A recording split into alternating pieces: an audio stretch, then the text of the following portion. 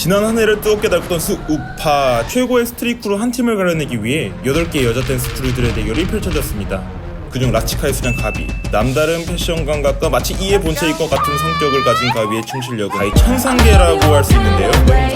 그런 그녀가 성인 ADHD일까요? 라는. 네? ADHD요? ADHD란 Attention Deficit Hyperactivity Disorder. 우리나라 말로 번역을 하면요, 주의력 결핍 과잉 행동 장애 이렇게 얘기를 합니다. 주로 어린아이들의 주의 집중력이 없는 모습이 떠오르곤 하죠. 근데 이분이 성인 ADHD라고요?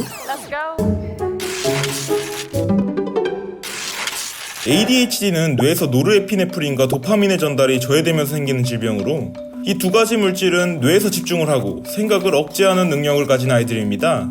그런데 이 아이들이 전달이 안 될 경우 집중을 잘 못하게 되고 생각을 억제하는 것이 어려워지면서 충동적인 모습을 보이게 되는 것이죠. 그래서 ADHD에 쓰이는 약인 아토모섹틴은 신경과 신경 사이에 노르에피네프린 농도를 높여서 증상을 완화하는 효과를 줍니다. 자라나라 노르노르. 성인에게서도 나타나는 ADHD, 소아 ADHD에 비해 과잉 행동이 적은 편이라 눈에 잘 띄진 않지만 집중을 잘 못하거나 충동적인 결정을 내리는 경향을 보입니다.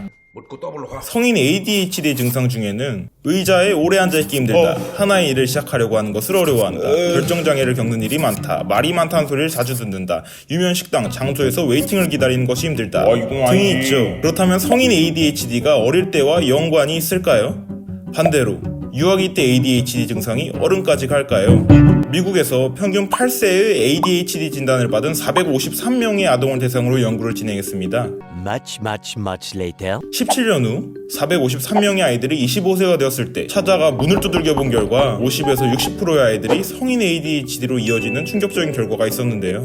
특히나 중증도가 높을수록 증상이 완전히 해결되지 않을수록 성인 ADHD로 이어질 확률이 높게 나왔습니다. 즉 어릴 때 ADHD 증상이 있었다면 성인기에도 있을 확률이 반반. 게다가 어릴 때 증상이 심하거나 제대로 해결되지 않고 성인기로 넘어갈 경우에는 그 확률이 높아진다 라는 말이죠. 그렇다 이 말이야. 그 결과를 입증해주듯 세계적으로 아동 ADHD 유병률은 6.5%, 성인 ADHD는 3.4%로 진짜 절반이죠. 우리나라를 살펴볼까요? 국민건강보험의 2008년에서 2018년 자료에 따르면 ADHD 진단 유병률은 0.8%로 조사되는데 병원에서 시행한 연구에 따르면 발병률은 5.9에서 8.5% 정도라고 하는데요. 그러니까 실제 ADHD 중 단 10%만이 발견되고 치료되고 있다는 뜻입니다. 이는 ADHD의 기준이 문화권에 따라 사람에 따라 다르게 해석되기 때문이에요. 예를 들면 종종 과제를 할 때 지속해서 주의 집중을 할 수 없다, 이런 문항이 있는데 이 같은 상황은 같은 아이라도 다르게 대답할 수 있다는 것입니다.